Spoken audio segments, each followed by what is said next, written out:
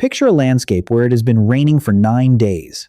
Not a storm, just gray, steady, unending rain. The ground has turned to mud that holds water like a sponge.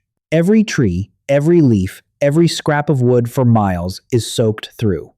A small band of humans is sheltering under an overhang, and they have a problem that has nothing to do with being uncomfortable. Their furs are wet, their fire is out, and the wood they'd need to restart it hasn't been dry in over a week. This is a situation most people never think about when they imagine ancient survival. We picture the dramatic threats, the predator in the dark, the winter blizzard, the hunt gone wrong. Rain seems like scenery, background, something you endure while the real dangers happen elsewhere. But endless rain was one of the deadliest conditions our ancestors ever faced, and it killed in a way that was quiet, patient, and almost invisible until it was too late. Because rain doesn't attack you. It disarms you. To understand why, start with a piece of physics that sounds small and isn't.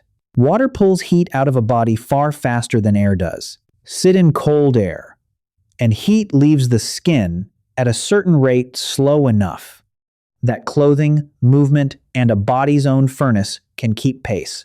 Get that same body wet, and the rate of heat loss jumps enormously. Water is simply a much better conductor of heat than air. This is why a person can stand comfortably in a cool breeze all day and go dangerously cold within a couple of hours in the same air while soaked. Here is the fact that makes this real. Hypothermia does not require freezing weather. A wet body in mild conditions, well above freezing, the kind of gray day, that seems harmless can slide into dangerous hypothermia given enough time. Not a blizzard. Not ice.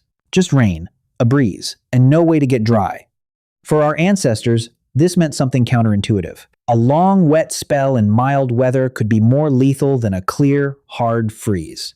The freeze at least announced itself. The cold air told the body plainly that it was in danger, and everyone treated it seriously. The rain looked survivable right up until it wasn't. And by the time a person understood how much heat they had lost, they were often past the point of being able to fix it alone. But the physics is only half of it. The deeper problem is what water does to defenses. Think about how insulation actually works. Fur, hide, grass bedding, layered clothing. None of these materials are warm in themselves. What they do is trap air. Countless tiny pockets of still air held close to the body, and that trapped air is what slows the escape of heat. It is an elegant trick, and it is the basis of every warm thing our ancestors ever made or wore. It is also, incidentally, the basis of the coat hanging by your door and the duvet on your bed. Nothing you own is warm. Everything you own is just very good at holding air still. Now soak it. When water fills those pockets, the air is driven out, and the trapped air is replaced with the one substance that steals heat fastest. A dry fur is a life-saving shield. A soaked fur is worse than nothing. It is a wet blanket wrapped around the body, actively pulling heat away, heavy and cold and impossible to warm up. The same object flips from protector to threat the moment it gets wet. You have felt a weak version of this. The moment a rain jacket finally soaks through, or a shirt gets drenched and clings, there is a specific kind of cold that arrives, one that feels like it is coming from your clothes rather than the air. That is exactly what is happening. The thing that was supposed to protect you has turned into the thing pulling your heat away. For you, it lasts until you get home. For your ancestors, in a 9-day rain, there was no getting home. The wet fur stayed wet. The cold kept coming. This is the heart of the entire problem. Cold is an enemy that can be defended against. Wet is an enemy that ruins the defenses themselves. And it doesn't stop at clothing. Consider what a week of rain does to everything else a person depends on. The single most important tool for surviving cold and wet is fire, and rain is fire's natural enemy. This is the cruel arithmetic at the center of the whole problem. The thing most needed in endless rain is precisely the thing. Endless rain makes almost impossible. Wet wood does not burn. Wet tinder will not catch. A downpour will kill an open flame in minutes, and after days of rain, there is no dry fuel left anywhere in the landscape to try again with. A group that let its fire die in the middle of a long wet spell might face days without warmth, without a way to dry anything, and without the means to cook. So the answer was not to relight the fire. The answer was to never let it go out. This is why firekeeping was such a serious and constant responsibility in the ancient world. Fire was not something summoned on demand. It was something guarded, carried, and protected as a living resource. In wet conditions, the hearth was pulled deep under an overhang or into a cave or shelter, positioned where the rain could not reach it, and the smoke could still escape. And around that fire, people did something. That shows real foresight. They hoarded dry material, tinder, kindling, bark, dry wood, gathered during clear weather, and kept under cover specifically for the days when nothing outside would light. Picture that: stash a bundle of dry bark and grass tucked at the back of a shelter, untouched, saved, while the sun is shining and no one needs it. It would have looked like nothing. It was one of the most valuable things the group owned. The dry stash was not clutter. It was insurance against a week of gray sky. Keeping a store of dry fuel while the sun is out is a small act, but it contains something profound: the understanding that the current conditions will not last, and that the time to prepare for the wet is while it is still dry. It also means that in a long rain, the fire and the dry wood formed a closed loop that had to be protected at all costs. The fire dried things. The dry things fed the fire. Break that loop, and there was often no way to restart it, until the weather itself changed. Then there is the ground, and the ground in prolonged rain becomes its own kind of enemy. Mud holds water. Saturated earth against a resting body is a permanent, unrelenting conduit for heat loss, far worse than dry ground, which is already the fastest way to lose warmth while lying still. Anyone who has slept on wet ground knows how impossible it is to get warm. So the sleeping surface had to rise. Bedding piled thick of grass and branches and hide, lifting the body above the wet. Platforms of wood or stone in places where the water pooled. Sleeping spots chosen with a kind of practical genius, not the flattest patch or the most sheltered from wind, but the highest ground within the shelter, the place where water would drain away instead of collecting. Reading a landscape for where water goes is a survival skill. So old and so basic that it barely gets mentioned, and it kept people alive. Which brings us to shelter, and to the most interesting shift of all. Because in cold, shelter has one job: trap heat. In rain, shelter has a completely different job: shed water. Those are not the same problem, and they do not have the same solution. A shelter designed only to hold warmth, an enclosed pocket, packed and sealed, is useless if water runs through it. What rain demands is a surface that sends water somewhere else. And this is why rock overhangs and cave mouths were such prized real estate in the ancient world, not because they were warm, but because they were dry, with solid stone angled overhead that carried the water past and away. A good overhang in a wet climate was one of the most valuable things a group could control. Where nature didn't provide one, people built the principle themselves. And the principle is the slope. A flat roof collects water. Eventually it soaks, sags, and leaks.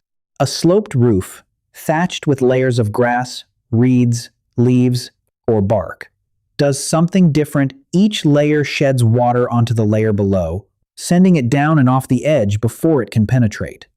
This is thatching, and versions of it appear across the world in wet climates, because the physics is universal. The steeper the pitch, the faster the water leaves. That is why traditional houses in rainy regions so often have dramatically angled roofs, while houses in dry regions are frequently flat-topped. It isn't decoration, and it isn't style. It's the accumulated answer to a very old problem, worked out independently by people who never met and never compared notes. Because water behaves the same way everywhere, and there is really only one good solution to it. And then there's food, which is the part that turns a dangerous week into a dangerous season. Prolonged rain wrecks the food supply from several directions at once. Foraging collapses, plants are harder to find and harder to reach, and moving through soaked terrain burns enormous energy for little return. Hunting suffers, as animals shelter, tracks wash away, and visibility drops. Meanwhile, anything already gathered begins to rot, because damp is exactly the condition mold and bacteria want. So a group facing a long, wet spell is burning more calories to stay warm, while taking in fewer and watching its stores spoil at the same time. The response, again, was preparation rather than reaction. Food was dried and smoked in advance, hung above the fire, where heat and smoke drove out the moisture and left something that would keep for weeks or months instead of days. Stores were cached in dry, elevated places, off the wet ground, protected from the damp that would otherwise ruin them. And in wet climates, the timing of the rains was known, watched for, and planned around, with the hard work of gathering and preserving concentrated into the dry stretches. So there would be something to eat when the sky finally closed in. The rains were not a surprise. They were a deadline. And that points at the real answer to the whole question, the thing that ties fire, bedding, shelter, and food into a single strategy. Ancient humans didn't out-tough the rain. There is no toughness that beats a soaked fur and a dead fire. What they did was stop reacting to weather and start anticipating it. Somewhere in that process, our ancestors developed something no other animal has to anything like the same degree. The ability to act now for conditions that don't exist yet. To gather dry tinder under a clear sky, because of a rain that hasn't started. To smoke a surplus of meat in good weather for a season of bad. To choose a campsite by imagining where water will run 3 days from now, that is an extraordinary mental leap. It requires holding a future in mind vividly enough to sacrifice present comfort for it. And endless rain, more than almost any other condition, demanded it because rain gives no window to improvise in. Once it starts, once everything is soaked, the options are gone. Every choice that mattered had to be made before the first drop fell. So come back now, out of the wet, to a room with a roof. Rain is the least alarming thing in your world. It's the sound outside the window, the reason you take an umbrella, an inconvenience that makes your day slightly worse and is completely forgotten by evening. You get soaked, you change your clothes, and that is the entire consequence. Think about how total that safety is. The roof over your head is sloped and shedding water right now without a single thought from you. Your heat holds steady whatever the sky does. Your food keeps in a dry cupboard, no matter how long it rains.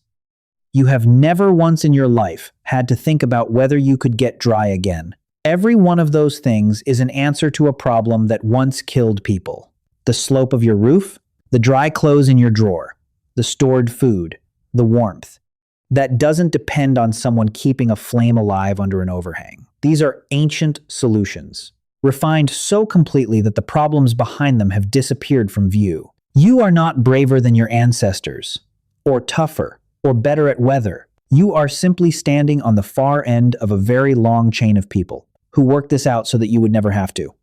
And the rain outside is still doing exactly what it always did. It pulls heat from anything wet, it ruins insulation, it kills fire, it spoils food. It has not become gentler, not by a single degree. Someone simply solved it a long time ago and kept solving it until 9 days of rain became something to comment on rather than something to survive. If you made it this far, you are exactly the kind of person this channel exists for. We make videos like this one every week about ancient human behavior, about what your body still remembers, and about the gap between the world you were built for and the one you actually live in. If that is something you want more of, hit subscribe. It costs you nothing, and it tells the algorithm that this kind of storytelling is worth keeping alive. See you in the next one.